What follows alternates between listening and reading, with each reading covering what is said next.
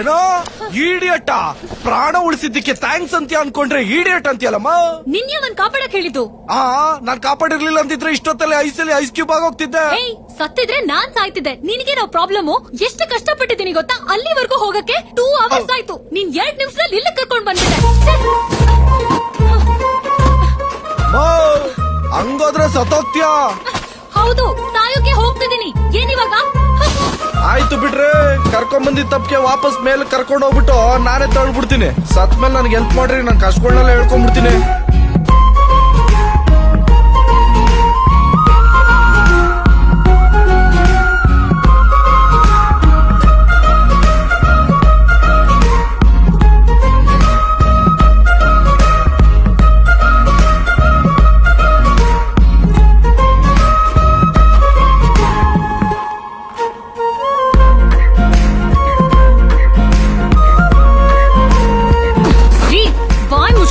ಬಂದ್ರೆ ಸರಿ.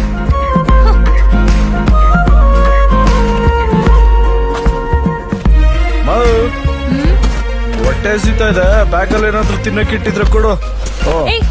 Bag touch ಮಾಡ್ಬೇಡ, ಕೋಪ ಬರುತ್ತೆ. ನನ್ನ ಹತ್ರ ಇದ್ರೂ ಕೊಡಲ್ಲ. ಆಯ್ತು, ನೀರಾದ್ರೂ ಕೊಡ್ರಿ. ಏನ್ ಟಚ್ ಮಾಡ್ಬಿಡ್ತಾರೆ. ಚೆನ್ನಾಗಿಲ್ದಿರೋದು.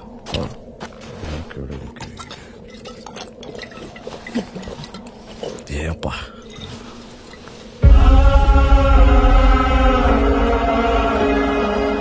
ತೋಳ್ರಿ.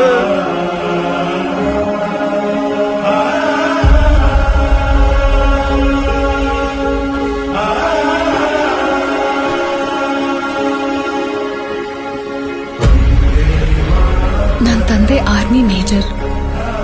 4 ವರ್ಷದ ಹಿಂದೆ ಇದೇ ದಿನ ಇದೇ ಜಾಗದಲ್ಲಿ LOC ಬಾರ್ಡರ್ ಕ್ರಾಸ್ ಮಾಡಿ ಬರ್ತಿದ್ದ ಟೆರರಿಸ್ಟ್ಗಳನ್ನ ಅಟ್ಯಾಕ್ ಮಾಡಕ್ ಹೋಗಿ ದೇಶಕ್ಕೋಸ್ಕರ ಜೀವ ಬಿಟ್ರು.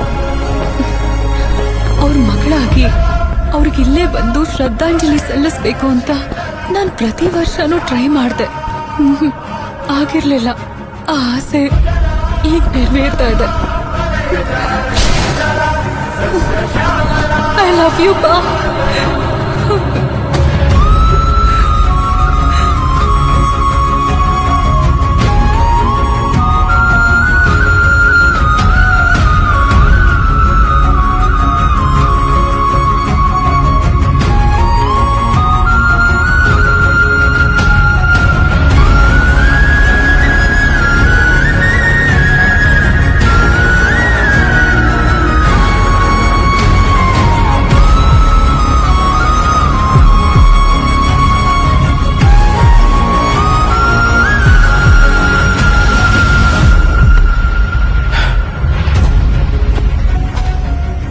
ಸೂಪರ್ ರೀ.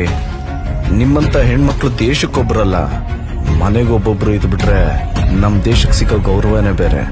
Anyways, I am sorry. Thanks ನನ್ನ ಕಾಪಾಡಿದ್ದಕ್ಕೆ. ಹೇ, ಲುಕ್ ಲುಕ್ ಲುಕ್, ಅಷ್ಟು ದೊಡ್ಡ ಫ್ಲಾಗ್.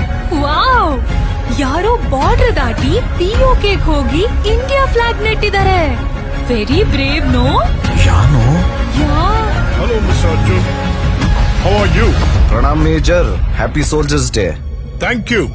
ವ್ಯಾಲೆಂಟೈನ್ಸ್ ಡೇ ನ ಜ್ಞಾಪಕ ಇಟ್ಕೊಳ್ಳೋ ವಯಸ್ಸಲ್ಲಿ ಸೋಲ್ಜರ್ಸ್ ಡೇ ನ ಜ್ಞಾಪಕ ಇಟ್ಕೊಂಡು ಪ್ರತಿ ವರ್ಷ ಇಲ್ಲಿಗೆ ಬಂದು ಬಾರ್ಡರ್ ನ ಕ್ರಾಸ್ ಮಾಡಿ POK ಏರಿಯಾದಲ್ಲಿ ನಮ್ಮ ನ್ಯಾಷನಲ್ ಫ್ಲಾಗ್ ನ ಹಾಸ್ಟ್ ಮಾಡಿ ನಮ್ಮ ದೇಶಕ್ಕೋಸ್ಕರ ಪ್ರಾಣ ಕೊಟ್ಟ ಎಲ್ಲ ವೀರ ಯೋಧರಿಗೂ ಶ್ರದ್ಧಾಂಜಲಿನ ಅರ್ಪಿಸ್ತೀಯ ನೋಡು.